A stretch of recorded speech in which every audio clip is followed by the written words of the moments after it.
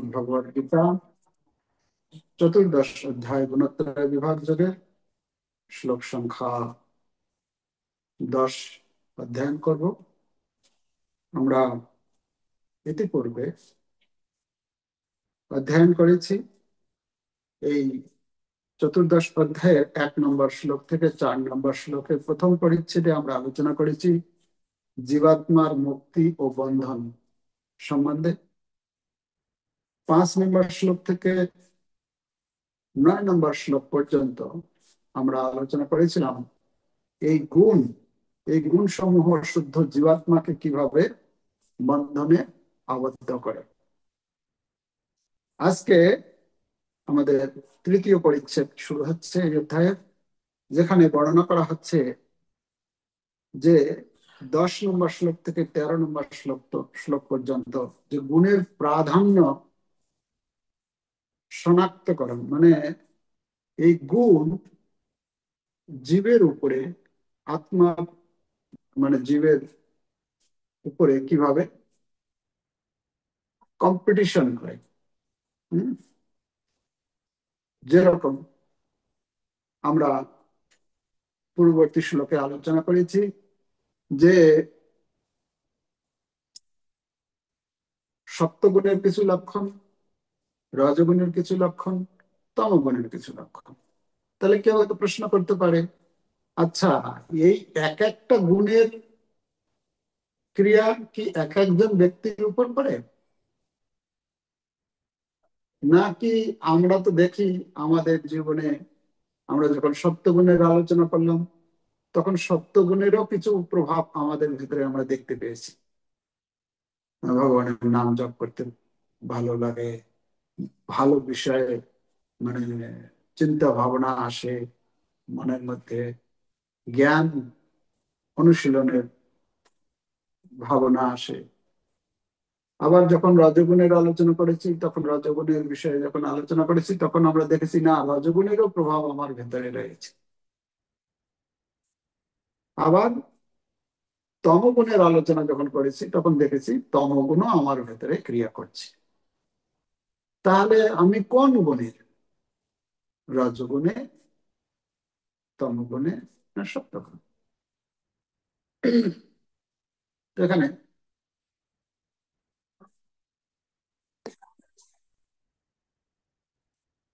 এখানে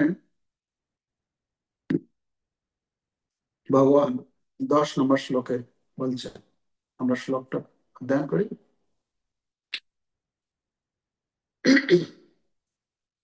রাজস্তমশ্চাভিভূয় সত্যম ভবতি ভারত, রজসত্যম তমশ্চৈব তমঃ সত্যম রজস্তথা। তাহলে এখানে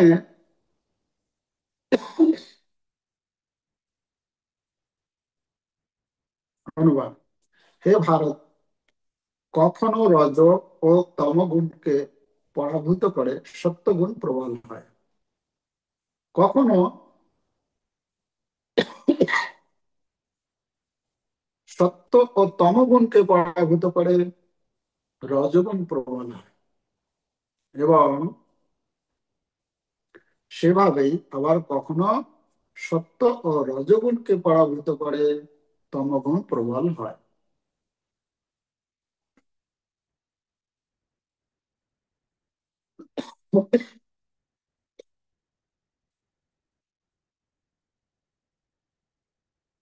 তাৎপর্য, যখন রজগুণের প্রাধান্য হয় তখন সত্য ও তমগুণ পরাভূত হয়। সত্যগুণের যখন প্রাধান্য হয় তখন তম ও রজগুণ পরাভূত হয়, আর যখন তমগুণের প্রাধান্য হয় তখন রজ ও সত্যগুণ পরাভূত হয়। এই প্রতিযোগিতা সব সময় চলছে। তার মানে আমাদের ভেতরে প্রতিযোগিতা চলছে। আমরা যেরকম একজন আরেকজনকে কিভাবে পরাজয় করে আমি এগিয়ে যাব, আমাদের যেরকম মনের এরকম চিন্তাধারা হয়, সে ঠিক তেমনি আমাদের ভেতরে এই গুণগুলিরও প্রতিযোগিতা চলে। সত্যগুণ, রজগুণ এবং তমগুণ, এই তিনটি গুণে একে অপরের প্রতিস্পর্ধা, মানে প্রতিযোগিতা চালায়, যুদ্ধ চলে, কে এগিয়ে যাবে। হুম। এই প্রতিযোগিতা সব সময় চলছে। তাই যিনি কৃষ্ণ ভাবনায় উন্নতি সাধন করতে সংকল্পবদ্ধ, হ্যাঁ, এই এই লাইনটা খুব গুরুত্বপূর্ণ। যিনি কৃষ্ণ ভাবনায় উন্নতি সাধন করতে সংকল্পবদ্ধ, তাকে এই তিনটি গুণই অতিক্রম করতে হবে। তাহলে কি হতে হবে? যিনি সংকল্পবদ্ধ, সংকল্পবদ্ধ মানে, সংকল্পবদ্ধ মানে মানে আমাকে যেন তেন প্রকারে আমাকে কোনো কিছু বস্তু লাভ করা যদি কারো ভেতরে যদি সংকল্প হয়ে যায়, মানে না আমাকে যেন তেন প্রকারে এটা করতেই হবে। যেরকম ভক্তদের ক্ষেত্রে ভক্তরা যেন তেন প্রকারে আমি কৃষ্ণ ভাবনায় কৃষ্ণ ভক্তিতে কি করে এগোবো, সংকল্পবদ্ধ। সে যত ঝড় আসুক, বৃষ্টি আসুক, তুফান আসুক, রোদ আসুক, যাই আসুক না কেন, আমাকে উঠতেই হবে সকালে, আমাকে কৃষ্ণ ভক্তি করতেই হবে, আমাকে জপ করতেই হবে, আমাকে আমার যা যা কিছু করার প্রয়োজন হোক আমি করতে প্রস্তুত। কিন্তু আমার জন্য এটা যেন বন্ধ না হয়। সংকল্পবদ্ধ, এই যে আপনারা সংকল্পবদ্ধ যে এত এত প্রাকৃতিক বিপরীত আবহাওয়া, বিপরীত পরিস্থিতি থাকলেও আপনারা সেগুলোকে আহ মানে সেগুলির দ্বারা প্রভাবিত না হয়ে সেগুলিকে উম, কি বলে, মানে সেটাকে গুরুত্ব না দিয়ে আপনারা ভগবানের ভগবত ভক্তির অনুশীলনে দৃঢ়ব্রত, এটাকে বলা হচ্ছে সংকল্পবদ্ধ। তো যারা সংকল্পবদ্ধ তাকে এই তিনটি গুণেই অতিক্রম করতে হবে। তমগুণ তো করতে হবে, রজগুণও করতে হবে, আর সত্যগুণও অতিক্রম করতে হবে। মানুষের আচরণে, কার্যকলাপে, তাহলে মানুষের কি কিভাবে এটা প্রকাশ পাবে বা কিভাবে এটা হবে, কিভাবে কোন গুণ আমাদেরকে প্রভাবিত করে? না, মানুষের আচরণে, কার্যকলাপে, আহার আদিতে কোনো না কোনো গুণের প্রাধান্য লক্ষিত হয়। কে কোন গুণের কি করে বোঝা যাবে, বা আমি কোন গুণের দ্বারা এখন প্রভাবিত কি করে বুঝবো আমি? না, আমার কোন বস্তু খেতে এখন রুচি জেগেছে, তার উপর বিচার করে আমি বুঝতে পারবো যে আমার ভিতরে কোন গুণটা বেশি কাজ করছে। কার্যকলাপ, সেরকম কার্যকলাপ হবে, কার্যকলাপের মাধ্যমে আমরা বুঝতে পারবো। আর হচ্ছে আচরণ, কি ধরনের আমাদের আচরণের পরিবর্তন দেখা যায় না? তো এখান থেকে আমরা বুঝতে পারবো যে আমি কোন গুণে দ্বারা এখন প্রভাবিত রয়েছে। পরবর্তী অধ্যায়গুলিতে সেই সম্বন্ধে ব্যাখ্যা করা হবে। কিন্তু কেউ যদি ইচ্ছা করেন তাহলে তিনি অনুশীলনের মাধ্যমে সত্যগুণকে বিকশিত করে রজ ও তমগুণকে পরাভূত করতে পারেন।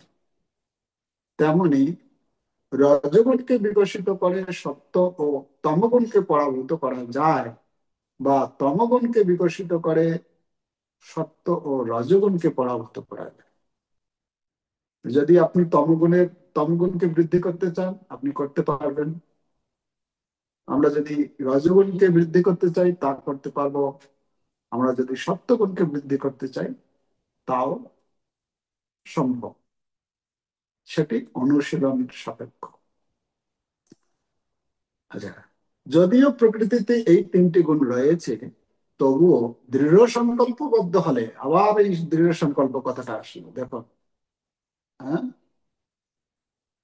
দৃঢ় সংকল্পবদ্ধ হলে সত্য গুণের দ্বারা আশীর্বাদ পুষ্ট হওয়া যায়। কখন আমরা সত্য গুণে উন্নীত হতে পারবো? যদি আমরা দৃঢ় সংকল্পবদ্ধ হই। দৃঢ় সংকল্পবদ্ধ না হওয়া পর্যন্ত আমরা সত্যগুণে উন্নীত হতে পারবো না। বলছেন সত্যগুণের আশীর্বাদ পুষ্ট হওয়া যায়, এবং সেই সত্যগুণকে অতিক্রম করে বসুদেব স্তর নামক শুদ্ধ সত্যে অধিষ্ঠিত হওয়া যায়। সত্যম বিশুদ্ধম বসুদেব শব্দিতম যদি ভাগবত শ্লোক বলা হচ্ছে তৃতীয় শ্লোকে। বসুদেব স্তর, বসুদেব স্তর কেন বলা হচ্ছে? না, বসুদেবের হৃদয়ে ভগবান প্রকাশিত হয়েছিলেন। ভগবান যখন জন্মাষ্টমীর দিন, হ্যাঁ, আমরা ভগবান কি করেছিলেন? বসুদেবের হৃদয়ে এসেছিলেন। বসুদেবের হৃদয় থেকে দেবকীর হৃদয়ে স্থানান্তরিত হয়েছে। তো ভগবান কখন আসেন, কখন কোথায় আসেন? যখন কেউ শুদ্ধ সত্য স্তরে উন্নীত হয়। আচ্ছা, যাই হোক, আমরা আবার আলোচনা করবো। যে স্তরে ভগবত তত্ত্ব উপলব্ধি করা সম্ভব হয়। আচ্ছা, এই যে স্তরটি, এই স্তরে যখন কেউ উপনীত হতে পারে, তখনই সে উপলব্ধি করতে পারে। তার মানে ভগবত তত্ত্ব উপলব্ধি করা, রজতম গুণের মধ্যে যদি থাকি তাহলে আমরা উপলব্ধি করতে পারবো না। আমরা দেখেছি আমাদের সাধারণ লোক, অথবা আমাদের ভিতরেও আমরা ভক্তি অনুশীলন করছি, অনেক সময় অনেক কিছু বুঝতেই পারি না। যারা ভক্তি করছে না তারা তো, তাদের তো কোনো ব্যাপারই না, তাদের এই এইসব বিষয় নিয়ে কোনো মাথা ঘামানোর প্রয়োজনই মনে করে না তারা। আমরা যারা ভগবত ভক্তি অনুশীলন করছি, আমাদের ভেতরেও আমরা অনেক সময় বুঝেই উঠতে পারি না এই ভগবত তত্ত্ব বিজ্ঞানকে। তো এখানে বলছেন কখন আমরা উপলব্ধি করতে পারবো? যখন আমরা এই তিন গুণের প্রভাব থেকে মুক্ত হতে পারবো।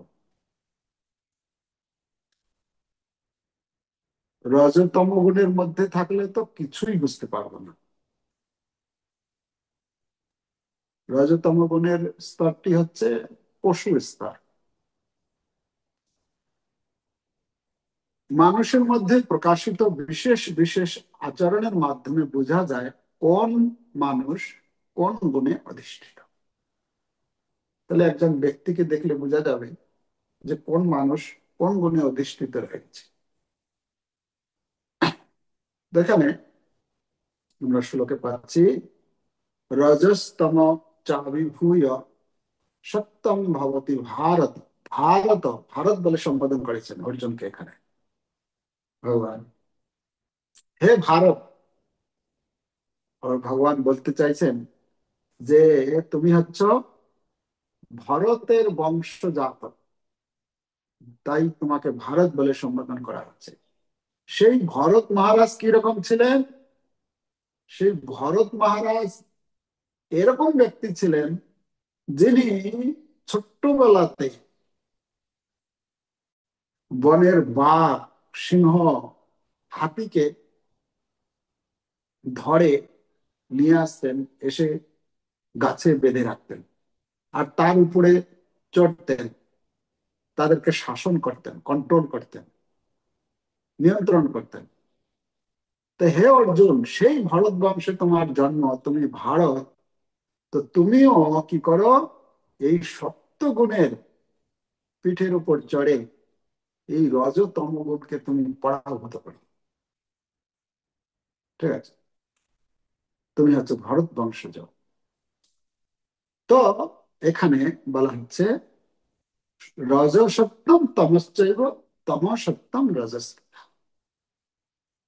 মানে কখনো কখনো রজগুণ আধিপত্য বিস্তার করে, কখনো কখনো তমগুণ আধিপত্য বিস্তার করে, কখনো কখনো সত্যগুণ আধিপত্য বিস্তার করে আমাদের উপরে।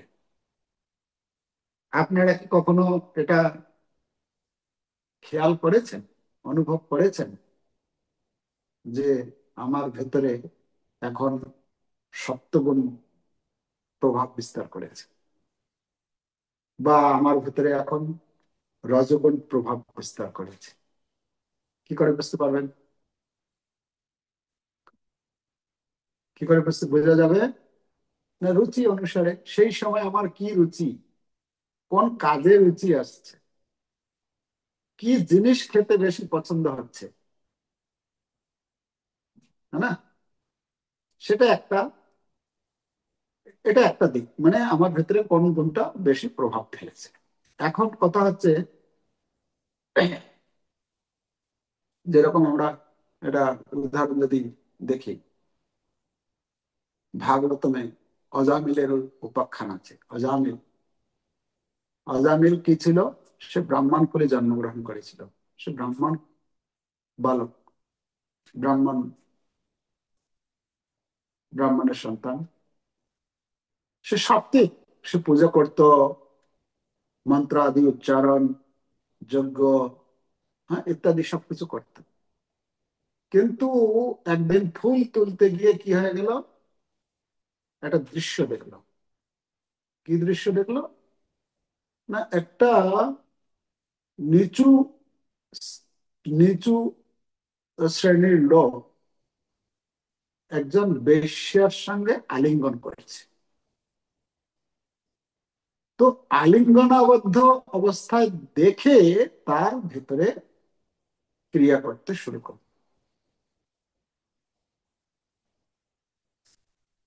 তো যখন সে তো সপ্তগুণে ছিল, কিন্তু যখনই সেই দৃশ্য দেখলো তার ভিতরে রজগুণ বৃদ্ধি পেল।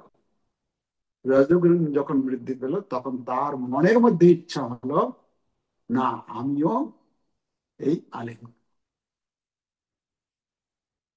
আর সেই ফুল বা যজ্ঞের সামগ্রী তুলে এনে ঘরে রেখে দিয়ে এমন রজগুণের প্রভাব তার ভিতরে ক্রিয়া করলো যে সে চলে গেল সেই বেশ্যার কাছে। আর সেই বেশ্যার কাছে গিয়ে সেই বেশ্যার সঙ্গেই থাকতে লাগলো।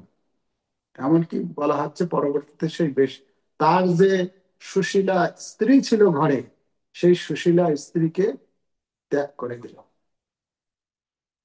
সেই বেশ্যাকে নিয়ে জীবনযাপন করতে শুরু করলো। তো এখান থেকে আমরা কি বুঝতে পারছি?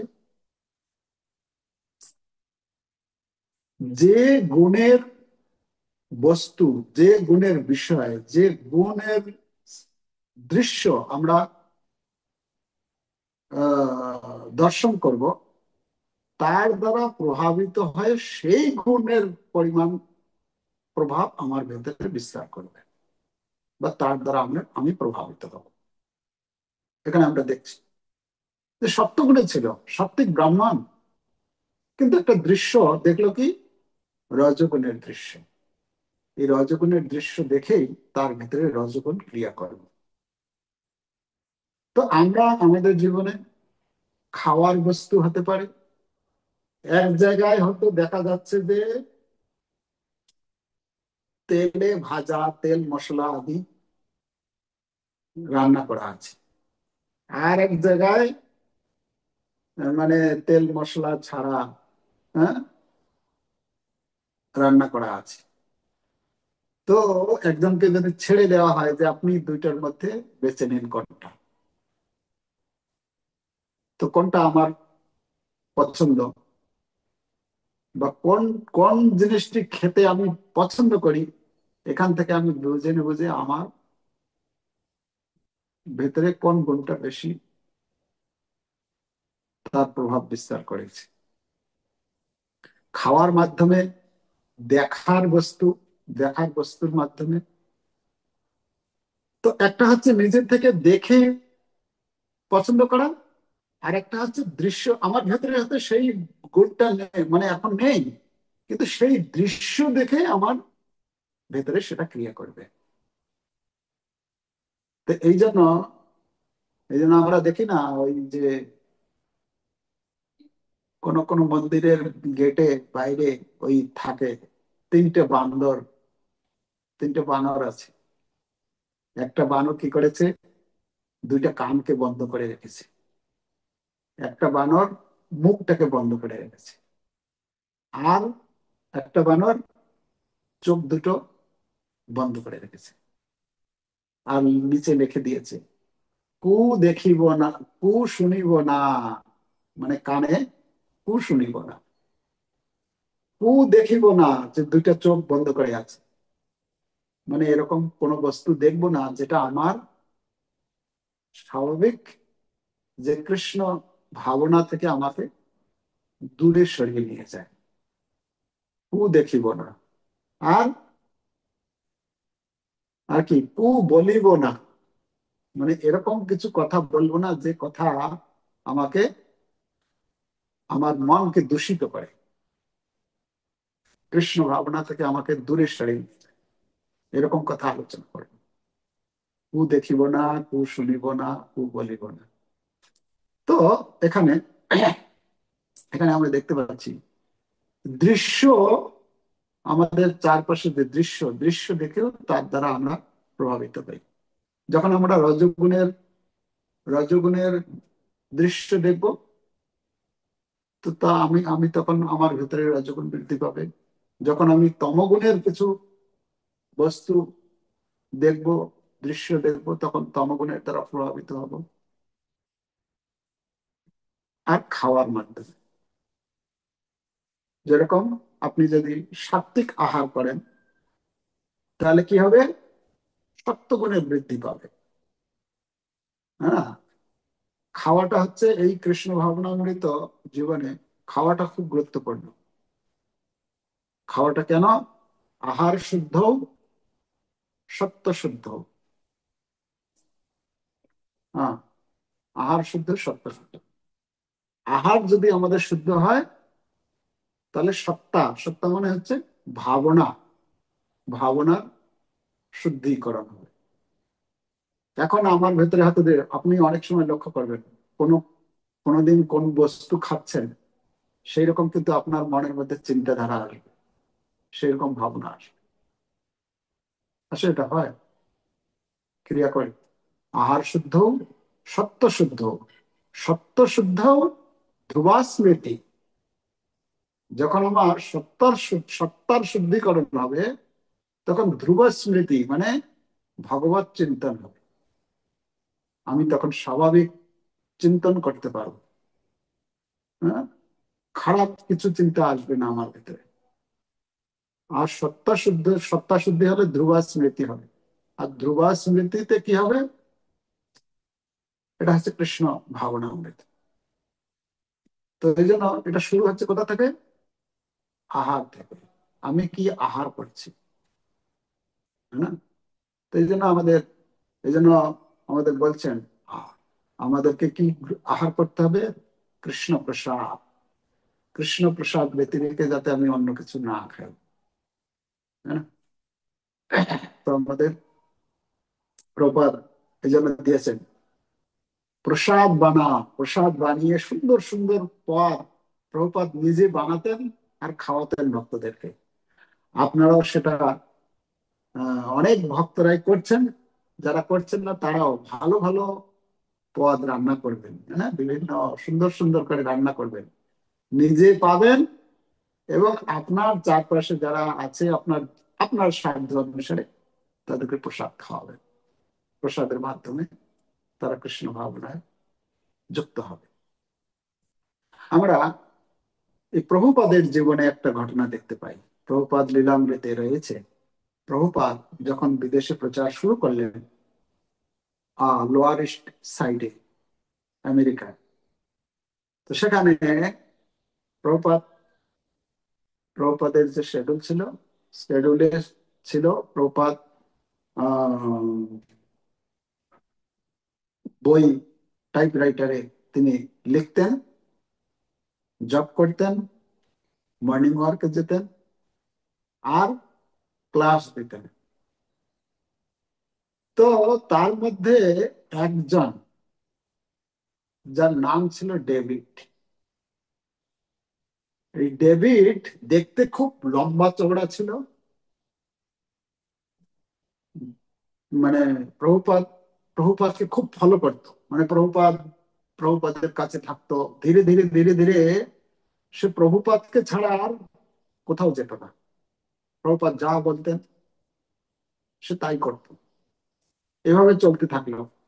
প্রভুপাদ তখন চিন্তা করলেন, এই ডেভিডে হবে আমার কি প্রথম, একেই আমি দীক্ষা দেব। তিনি চিন্তা করলেন আমেরিকায়। একদিন কি হলো ঘটনা, এই ডেভিড কি করেছে, বাইরে গিয়ে মদ খেয়ে চলে এসেছে। মদ মদ খেয়েছে না, তার থেকে আরো বেশি, মানে কড়া দ্রব্য কিছু খেয়েছে। এসেছে রাত্রিবেলা, এসে একদম বকাবকি শুরু করে দিয়েছে, আর জিনিসপত্র একদম পুরো এদিক ওদিক করছে। প্রভুপাদ দেখলে, আরে এ কি! প্রভুপাদ তাকে শান্ত করার চেষ্টা করলো, কিন্তু সে শান্ত হবে কি, আরো উগ্র হয়ে গেল। একদম সে ঘরের ভেতরে যে জিনিসপত্র আছে একদম তুলছে আর ছুঁড়ে মারছে, ভেঙে দিচ্ছে। আর অনেক রাত্রির, কেউ নেই আশপাশে। প্রভুপাদ তখন দেখলেন যে এ একদম পুরো কোন গুণে, পুরো তমগুণের দ্বারা প্রভাবিত হয়েছে। প্রভুপাদ কোনোভাবে সেখান থেকে, সেই রুম থেকে রাতের বেলায় তার তার মানে কত কি ছিল মানে হচ্ছে, একটা গ্রন্থ টাইপরাইটারটা মনে হয় নিয়ে ওখান থেকে, রুম থেকে কোনোভাবে বেরিয়ে গেছেন। এই ডেভিডের উপদ্রব, তার যে এই ঘটনা, তো এটা কিসের দ্বারা, কোন গুণের দ্বারা আমরা সে প্রভাবিত হলো? তমগুণের দ্বারা। খুব সুন্দরভাবে সবকিছু করছিল, প্রভুপাদের সেবা করছিল, সবকিছু প্রভুপাদও চিন্তা করছিলেন এই মত, এই মনে হয় প্রথম ভক্ত হবে আমেরিকার বুকে। কিন্তু এমন হয়ে গেল একদম সম্পূর্ণ বিপরীত, তমগুণের সঙ্গে প্রভাবে সে। তো আমাদেরকেও আমাদের জীবনে আমাদের বিচার করে চলতে হবে, আমি কোন গুণের সঙ্গ করব, সেই রকম সেই ভাবনা আমার ভেতরে আসবে। তো আমরা যাতে, প্রভুপাদ চেয়েছেন কমসে কম যেন আমরা সত্য গুণে আসি। প্রভুপাদ বলছেন, আমি চাই আমার সঙ্গের সদস্যরা যেন কমসে কম ব্রাহ্মণ স্তরে আসে। ব্রাহ্মণ মানে হচ্ছে সত্যগুণ। আর ব্রাহ্মণ স্তরে আসলে কি হবে, ভালো কাজ করবে, শাস্ত্র গ্রন্থ অধ্যয়ন করবে, ভগবানের কথা শুনবে, ইত্যাদি সব কার্যাবলীর মধ্যে যখন যুক্ত হবে, তখন সে ধীরে ধীরে সেই সত্যগুণ থেকে শুদ্ধ সত্য স্তরে উন্নীত হতে পারে। তো প্রভুপাদ চেয়েছেন, তাই তার জন্য কি প্রয়োজন, যোগ্যতা কি লাগবে? প্রভুপাদ এই শ্লোকের তাৎপর্যে দুবার ব্যবহার করেছেন, সংকল্পবদ্ধ হতে হবে। যদি কেউ সংকল্পবদ্ধ না হয়, তাহলে এই কৃষ্ণ ভাবনায় উন্নতি সম্ভব নয়। তাই আমাদেরকে সংকল্পবদ্ধ হয়ে এই কৃষ্ণ ভাবনা অনুশীলন করতে হবে। অনুশীলন করতে করতে সেই সত্যগুণের আশীর্বাদ পুষ্ট হলে আমরা এই একদিন এই সত্যগুণকে অতিক্রম করে শুদ্ধ সত্য স্তরে উন্নীত হতে পারবো, যে স্তরটি হচ্ছে এই ভগবত তত্ত্ব উপলব্ধির স্তর। তখনই এই ভগবত তত্ত্ব আমরা উপলব্ধি করতে পারবো। ভগবত তত্ত্ব বিজ্ঞানম মুক্ত সংঘর্ষ জায়তে। ভগবত তত্ত্ব যখন আমরা উপলব্ধি করতে পারবো, তখন মুক্ত সংঘর্ষ জায়তে, তখন এই জড় জগতের যে সঙ্গ দোষ, সঙ্গ দোষ শূন্য, হ্যাঁ, দীক্ষিতা দীক্ষিত যদি হরিনাম লয়, যদি সঙ্গ দোষ শূন্য হয়ে যদি আমরা এই ভগবানের নাম করতে থাকি, তাহলে একদিন আমরা উপলব্ধি করতে পারবো ভগবানকে, ভগবানের ধামকে, ভগবানের নামকে ইত্যাদি ভগবত বিষয় বস্তুকে। আমাদের আসক্তি হবে ধীরে ধীরে। তো যাই হোক, এখানে আমরা পাচ্ছি আমাদের ভিতরে তিনটি গুণ যুদ্ধ করছে, কে আগে যাবে। এখন আমি কার সঙ্গ দেব, কাকে সাপোর্ট করব, সত্যগুণকে সাপোর্ট করব, রজগুণকে সাপোর্ট করব না তমগুণকে? যাকে সাপোর্ট করবো সে আরো শক্তি পাবে, আরো বৃদ্ধি, তার বল বর্ধন হবে। তো আমাদের কাজ হচ্ছে আমি কোন গুণকে সাপোর্ট করব, সেই গুণের প্রভাব আমার ভেতরে ক্রিয়া করবে, আর সেই গুণের দ্বারা আমি প্রভাবিত হয়ে পরিচালিত হব। হরে কৃষ্ণ কৃষ্ণ কৃষ্ণ হরে হরে, হরে রাম রাম রাম হরে। জগৎগুরু শিল প্রভুপাদ কি জয়।